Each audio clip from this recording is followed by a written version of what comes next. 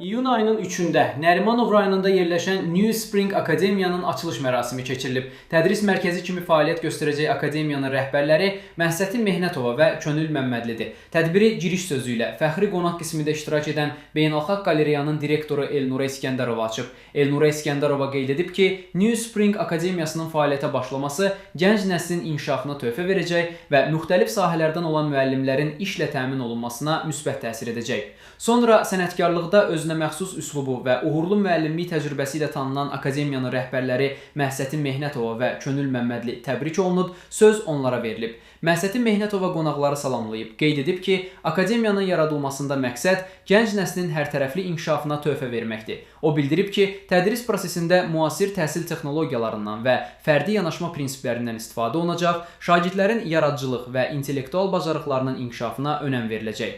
Könül Məmmədli də öz növbəsində qonaqları salamlayıb, akademiyanın qarşısına qoyduğu əsas hədəflərdən danışıb. O qeyd edib ki, gənclərin gələcəyə hazırlığı və şəxsi inkişafı diqqət mərkəzində saxlanılacaq. Eyni zamanda yeni texnologiyaların tədrisə tətbiqinə xüsusi əhəmiyyət veriləcək. Məhsəti Mehnətovanın atası Alik Mehnətov, anası Ruhgül Mehnətova, həyat yoldaşı Səbuhi İsmailov və qaynanası Nailə İsmailova, habelə Könül Məmmədlinin atası Sergey Ələkbərov, anası Ruhiyyə Mehdiyeva, həyat yoldaşı Elvin Məmmədov və qaynanası İlahə Novruzova çıxışlarında hər iki rəhbərə şərəfli və məsuliyyətli fəaliyyətlərində uğurlar arzulayıblar.